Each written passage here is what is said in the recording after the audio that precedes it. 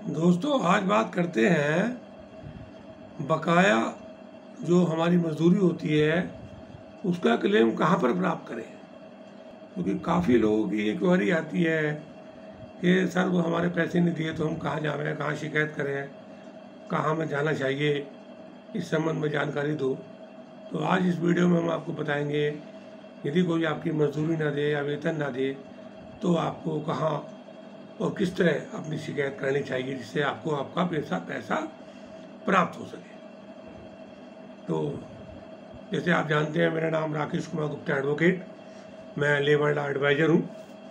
पिछले 30 वर्षों से लेबर की प्रैक्टिस करता हूँ और अपने 30 वर्षों के अनुभव के आधार पर साधारण बोलचाल की भाषा में आपको लेबर लॉ की जानकारी उपलब्ध कराता हूँ। तो अगर आपको मेरी ये वीडियो पसंद आए तो उसे लाइक और सब्सक्राइब करना और घंटी बजा लेना और 10 व्यक्तियों को जरूर शेयर करना, क्योंकि हो सकता है आपके काम की वीडियो ना हो और आपके किसी दोस्त की, आपके रिश्तेदार की, किसी की इसको जरूरत हो। पूरी वीडियो देखना। जो लोग आधी वीडियो देखते हैं उन्हें आधा ही ज्ञान प्राप्त होता है और नुकसान उठाते हैं। जैसे आप जानते हैं, मैंने पूर्व में बहुत सारी वीडियो जारी कर रखी है।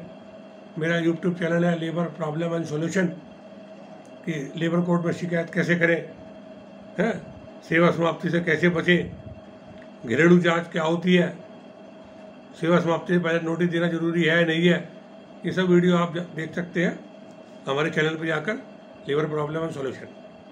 तो आइए आते हैं आज अपने मूल विषय पर कि यदि कोई व्यक्ति या कोई ठेकेदार या कोई मालिक, कारखाने वाला आपको आपकी मजदूरी ना दे, आपका वेतन ना दे, तो उसकी शिकायत कहाँ करनी चाहिए और किस तरह करनी चाहिए, इस बारे में देखा जाता है।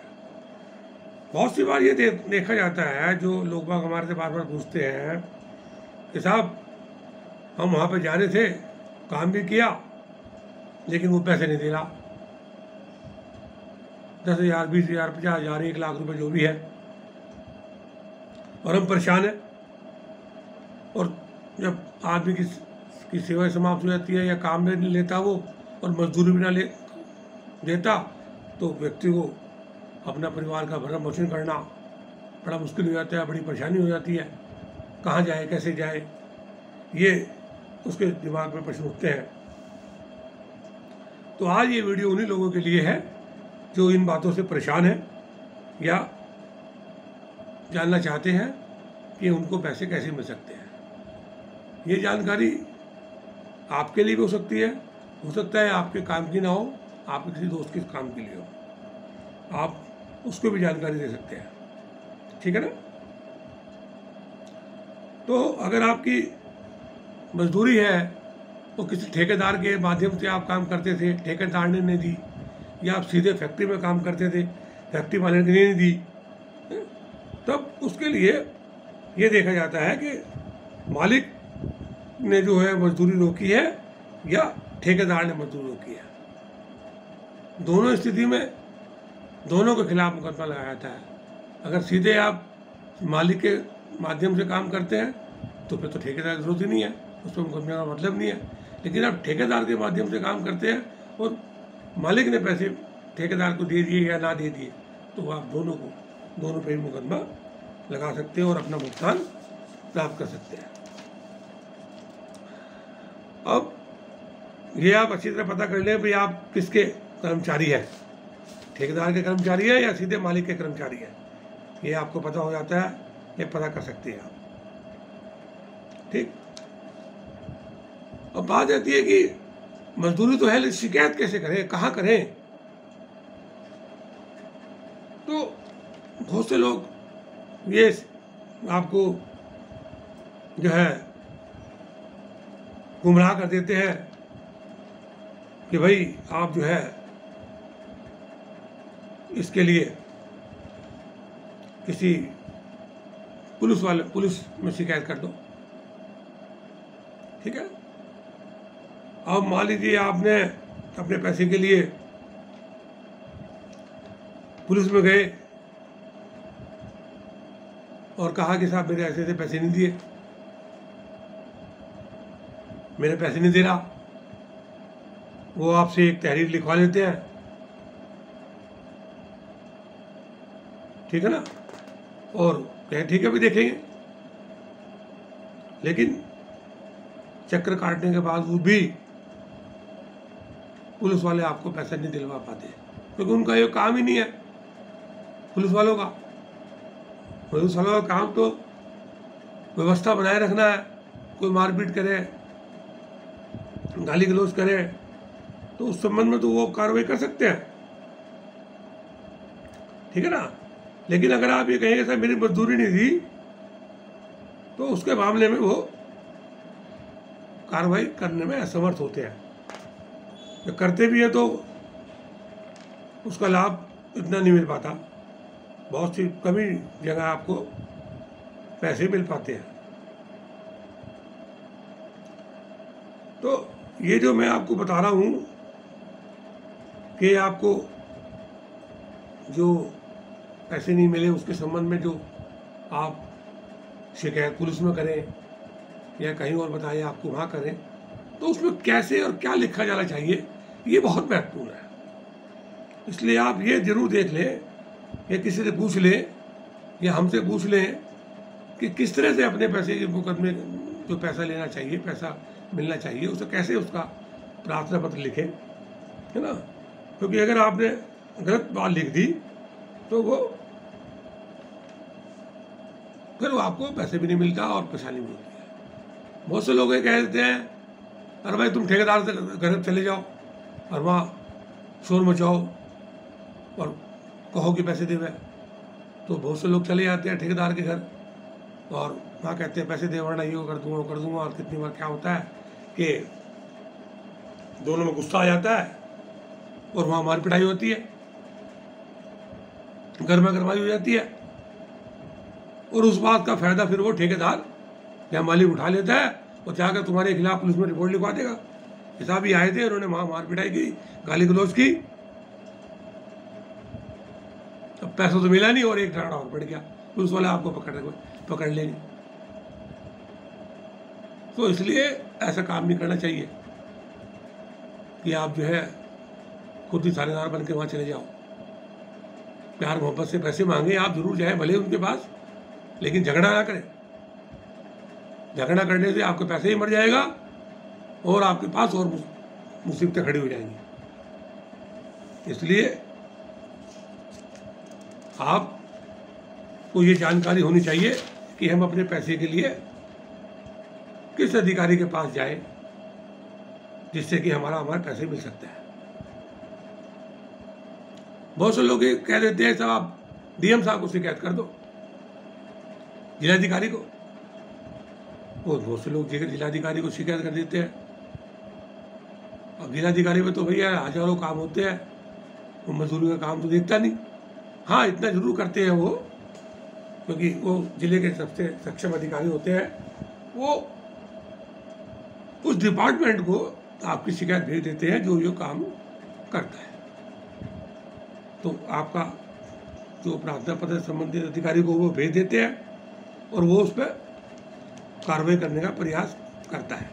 लेकिन आपको उसकी जानकारी नहीं होती जल्दी से कि भाई मेरा प्रार्थना डीएम साहब को दिया था, उसका क्या हुआ क्या नहीं हुआ, आपको नहीं पता होता उन्होंने किस डिपार्टमेंट में भेज दिया। उस डिपार्टमेंट से जब कभी कोई लेटर आएगा आपके पास तब आपको ये जानकारी होगी, है ना। देखिए मैं बहुत महत्वपूर्ण वीडियो है, इस वीडियो को पूरी देखेगा। जो लोग बीच में वीडियो छोड़ देते हैं ना, उनको पूरी जानकारी नहीं होती। और वीडियो पसंद आ रही हो तो लाइक और सब्सक्राइब कर ले, घंटी बजा ले। हो सकता है आपके काम की ना हो, आपके दोस्त के काम की हो, उसे रेफर कर दे, उसे बता दे, ठीक है ना। तो इसलिए पूरी वीडियो देखेगा।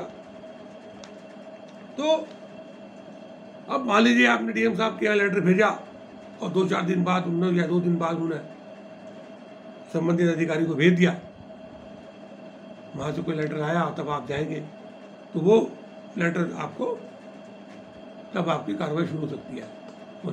और ये इसके लिए वास्तव में कहाँ प्रार्थना पत्र देना चाहिए, अगर सीधे आप वहाँ देंगे तो आपकी सही कार्रवाई होगी। ये इस वीडियो का उद्देश्य है कि आपको ये बताना है कि आपको अगर मंजूरी नहीं मिली तो आपको सीधे कहाँ प्रार्थना पत्र देना चाहिए, कैसे प्रार्थना पत्र देना चाहिए, जिससे कि आपकी तुरंत कार्रवाई शुरू हो जाए पैसे के संबंध में। बीच में वीडियो या रोक के आपको एक बात जरूर कहना चाहूँगा कि देखिए दोस्तों, मेरी वीडियो जैसे आप जानते हैं पूरे हिंदुस्तान में, पंजाब में, हरियाणा में, हिमाचल में और आपका कर्नाटका में, बॉम्बे में, कलकत्ता में, मद्रास में देखी जाती है। तो हमारे बहुत से व्यूवर्स बहुत से प्रश्न पूछते हैं, तो वो अपनी भाषा में पूछते हैं, कन्नड़ में पूछते हैं या जो बंगाली में पूछते हैं या महाराष्ट्र में पूछते हैं या गुरुमुखी में पूछते हैं। तो मैं ये सब भाषाएं नहीं जानता हूँ। अगर आपको कोई जानकारी प्राप्त चाहिए आप कमेंट्स बॉक्स में लिख के, व्हाट्सएप पे लिख के भेजें, लेकिन हिंदी या इंग्लिश में लिख के भेजें जिससे कि मैं उसको बता सकूँ। तो इसलिए मैं आपको ये बता रहा हूँ कि आप जो है जब भी कोई क्वेरी आपकी हो तो उसे आप हिंदी या इंग्लिश में लिख कर भेजें, मैं उसका जवाब देने का प्रयास करता हूँ और आपको लाभ पहुँचाने का प्रयास करता हूँ। चलिए आते हैं अपने मूल विषय पर। तो दोस्तों, अगर ऐसा है तो आपको सीधे, अगर आपकी मजदूरी नहीं दी तो हर जिले में, जिस जिले में भी आप रहते हो, जिस राज्य में भी आप रहते हो, वहाँ पर हर जिले में एक लेबर ऑफिस होता है, आपको पता होगा। तो लेबर ऑफिस में श्रम प्रवर्तन अधिकारी, लेबर इन्फोर्समेंट ऑफिसर्स, हो सकता है अलग अलग नाम अलग अलग स्टेट में हो, तो वहाँ पे आप अगर सीधे दरखास्त देंगे तो वो आपकी सुनवाई करेंगे। श्रम प्रवर्तन अधिकारी जो लेबर ऑफिस में बैठते हैं, लेबर कोर्ट में नहीं मैं कह रहा हूँ, लेबर ऑफिस, याद रखना दोनों में अंतर है। तो जो लेबर ऑफिस में बैठते हैं वहाँ पे आप अपना प्रार्थना पत्र आपको लिख के देना चाहिए। फिर मैं आपको एक बात कहूँगा कि बहुत ध्यान से लिखना चाहिए, बहुत ज़रूरी बातें हैं वो लिखें। जो जानकारी आपको अगर चाहिए लिखने के संबंध में आप हमारे से पूछ सकते हैं। तो वो क्या करते हैं कि जैसे ही आप प्रार्थना पत्र दोगे तो दूसरी पार्टी को बुलाएंगे, समन भेजेंगे। दूसरी पार्टी आती है, बहुत सी बार नहीं भी आती। मैं आपको फिर बता देता हूँ इस प्रक्रिया में कि वो समन भेजते हैं, फिर दोबारा भेजते हैं, फिर तिवारे भेजते हैं, मालिक या ठेकेदार कभी आ जाता है कभी नहीं आता, क्योंकि श्रम प्रवर्तन अधिकारी को केवल समझौते के आधार पर कार्रवाई करनी होती है। अब अगर कोई मालिक या ठेकेदार उनके बुलावे पे नहीं आता तो वो आपको सलाह देते हैं कि भाई आप अपना मुकदमा दायर कर दो सक्षम अधिकारी के यहाँ। और इस प्रक्रिया में 6 महीने लग जाते हैं। अब आपको तो 6 महीने लग गई, आपको मजदूरी तो फंस गई, ठीक है ना। तो कानून में तो वैसे देखा जा 30 दिन के अंदर ही इसका निस्तारण होना चाहिए, लेकिन सभी अधिकारियों के पास इतना ज़्यादा वर्क होता है, का काम होता है कि वो जल्दी जल्दी करने के बावजूद भी, क्योंकि हजारों केस होते हैं, सैकड़ों केस होते हैं, सभी को देखना होता है, उसमें समाप्त हो जाते हैं। तो इस तरह से आप अगर इस प्रक्रिया को अपनाते हैं तो आप अपना पेमेंट प्राप्त कर सकते हैं। लेकिन अगर वो ठेकेदार या मालिक ना आए तो क्या करें? ऐसी स्थिति में पेमेंट तो मिला नहीं, क्योंकि समझौता हुआ ही नहीं, आया ही नहीं। तो श्रम प्रवर्तन अधिकारी कहते हैं सब अपने सक्षम अधिकारी के यहाँ अपना मुकदमा लगाओ। वो सक्षम अधिकारी कौन है मैं इसी वीडियो में बताऊंगा। पूरी वीडियो देखेगा, मैं आपको इसलिए बातें कहता हूँ, अगर आप पूरी वीडियो देखेंगे तो आप समझ जाएंगे कि आपको उसके बाद क्या काम करना है। क्योंकि बहुत ज़्यादा टेलीफोन और क्वेरी इसी बात पर आती है कि सब अपना मुकदमा में लगाए कहाँ जाए। पुलिस में जाए तो फिर वहाँ सुनवाई नहीं होती, डीएम साहब के जाए तो वहाँ सुनवाई नहीं होती, और श्रम प्रवर्तन अधिकारी के यहाँ जाए तो 6 महीने चक्करबाजी लगते हैं, वहाँ सुनवाई नहीं होती। वो कहते साहब आ नहीं रहा, मैं क्या करूँ? तो हम क्या करें? ऐसी स्थिति में हम क्या करें? इसलिए आपको पूरी जानकारी होनी चाहिए, तभी आप अपना पैसा प्राप्त कर सकते हैं। ठीक है ना। तो जैसे मैंने आपको बताया ही, ये इस तरह के अधिकारी होते हैं और वो जो है आपको पैसा दिलवाने का प्रयास करते हैं। लेकिन अगर जो 6 महीने की प्रक्रिया जो मैंने बताई लगभग लग जाती है, 3-4 महीने 6 महीने की प्रक्रिया क्षण प्रवर्तन अधिकारी के यहाँ या डीएम साहब के यहाँ से जो लेटर आता है उसको निस्तारण करने में 6 महीने। इसका एक और भी आसान तरीका है। वो क्या है? आप अपने किसी भी अधिवक्ता के माध्यम से, ठीक है ना, अपने अधिवक्ता के माध्यम से एक नोटिस सीधे ठेकेदार को और या मालिक को, कारखाने वाले को, जहाँ भी आपने काम किया वो आप भिजवा सकते हैं। और उसमें आपको वो 5-7 दिन का समय देंगे उसके अंदर कि भाई 5-7 दिन के अंदर आप जो है 7 दिन के अंदर 3 दिन के अंदर आप इनका पेमेंट दे दो, नहीं तो आपके खिलाफ सीधा मुकदमा कर दिया जाएगा। जिस मुकदमे के बारे में क्षण प्रवर्तन अधिकारी ने बताया उस प्रक्रिया के बाद। लेकिन अगर वो प्रक्रिया नहीं आपको करनी है, डीएम साहब की प्रक्रिया नहीं करनी है, पुलिस की प्रक्रिया नहीं करनी है, तो आप एक सीधा नोटिस आप उनको भिजवाएं। उस नोटिस को आप हमारे माध्यम से भिजवा सकते हो। उसमें क्या लिखना चाहिए, कैसे लिखना चाहिए, ये आपको जानकारी होनी चाहिए। और एक बात और ध्यान रखना, बहुत महत्वपूर्ण बात बता रहा हूँ, जब आप अपने नोटिस भिजवाएं तो किसी लेबर लॉ की जानकारी रखने वाले एडवोकेट के माध्यम से भिजवाएं। क्योंकि जो लोग फौजदारी या दीवानी वगैरह की वकालत करते हैं उनको वो श्रम कानून के संबंध में कुछ कम जानकारी होने के कारण वो सारी बातें नहीं लिख पाते। मैं बुराई नहीं कर रहा हूँ, लेकिन वास्तविकता ये है कि लेबर लॉ इसीलिए सिविल कोर्ट और फौजदारी अदालतों से अलग बनाई गई है, लेबर ऑफिस अलग बनाया गया है, जल्दी सुनवाई हो, जल्दी निस्तारण हो। क्योंकि एक पक्ष बहुत कमज़ोर है, मजदूर, और एक बहुत पैसे वाला है। अगर वो वहाँ फौजदारी या दीवानी में जाएगा तो बहुत लंबा समय हो जाता है, इसलिए वो जल्दी से जल्दी निस्तारण हो, इसलिए लेबर ऑफिस में लेबर अधिकारियों को उसका अधिकार दिया गया है। तो इस तरह से वो प्रक्रिया आप 8 दिन में पूरी करने के बाद आप सीधे मुकदमा लगा सकते हो। अब फिर वही बात आ गई कि मुकदमा लगाए तो लगाए कैसे। मुकदमा लगाने के लिए वकील चाहिए, क्योंकि एक सिस्टमेटिक है, सिस्टम तो होता ही है कि भाई ऐसे ऐसे मुकदमा लगेगा। अब मुकदमा लगाने के लिए पैसे ही है, वकील करने के लिए वकील लेगा भाई, अपनी फीस भी लेगा वकील और खर्चा भी होगा उसके अंदर। तो उसके लिए भी सुविधा है। अगर आपके पास मुकदमा लड़ने के पैसे नहीं है तो हम आपको ऐसा रास्ता बता देते हैं कि आपको बिना एक पैसा खर्च करे भी फ्री में वकील मिल जाता है। आप उस वकील के माध्यम से अपना मुकदमा लड़वा सकते हो। उसको कोई फीस नहीं देनी है, ना ही कोई खर्चा देना है। वो सब खर्चा भी अपने पास करेगा, वकालत भी आपकी वकालत भी अपने पास से ही करेगा। आपको 1% देना, ना पहले देना ना बाद में देना, आपको फ्री में वो वकील मिल सकता है। उसकी जानकारी भी आप कैसे मिलेगा हमसे प्राप्त कर सकते हो। और इस तरह से आप अपना मुकदमा लगा सकते हो और अपना पैसा प्राप्त कर सकते हो। क्योंकि न्याय सबके लिए है, गरीब के लिए भी, अमीर के लिए भी है।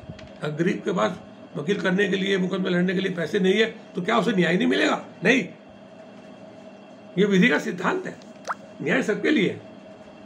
तो दोस्तों घबराने की कोई जरूरत नहीं है। आपको जो है आप अपना पैसे के लिए मुकदमा भी लगा सकते हैं और मुकदमा लगाना चाहिए। उसमें पेनल्टीज वगैरह भी मिलती है, ब्याज भी मिलता है, तो इस तरह से काफ़ी पैसा आपका पैसा नहीं मरता। लेकिन तरीका ये है कि आपको सही रास्ता पता होना चाहिए। और इस वीडियो के माध्यम से मेरा प्रयास यही है कि आपको सब रास्ते बता दूं, जिससे कि आप निराश ना हो और ये ना समझे कि हमारा पैसा नहीं दिया, आप पैसा ले सकते हो। तो अगर आपको मुकदमा लगाना पड़ा तो अभी तक जो कानून है वो है प्राधिकारी वेतन भुगतान अधिनियम एवं सहायक श्रम आयुक्त। ये लेबर ऑफिस में ही बैठते हैं। सहायक श्रम आयुक्त जो होते हैं वो लेबर ऑफिस में ही बैठते हैं आप उनके समक्ष वो मुकदमा लगा सकते हैं। वो मुकदमा कैसे बन सकता है, आप हमसे ही बनवा सकते हैं मुकदमा, हम भी आपको बना के भेज देंगे। आप उस मुकदमे को खुद भी लड़ सकते हो। आपको जरूरत, अगर आप सोचते हैं मैं वकील नहीं करना है, आपको लड़ सकते हो, कोई दिक्कत नहीं है। हर मुकदमे को हर व्यक्ति को लड़ने का पूरा अधिकार है। जरूरी नहीं है कि आप अपने मुकदमे लड़ने के लिए आप किसी वकील को अंगेज करें, ठीक है ना। तो इस तरह से आप उन अधिकारी के समक्ष अपना मुकदमा उनके कार्यालय में जाकर, लेबर ऑफिस में जाकर कर सकते हैं। आपको इधर उधर जाने की जरूरत नहीं है, ठीक है ना। तो इस तरह से आप हमारे माध्यम से भी ये जानकारी प्राप्त कर सकते हैं। अभी वीडियो पूरी नहीं हुई है, पूरी जानकारी रखें, फिर मैं आपको बता रहा हूँ। अगर हो सकता है आपको काम की वीडियो ना हो, आप 10 व्यक्तियों को जरूर शेयर करें,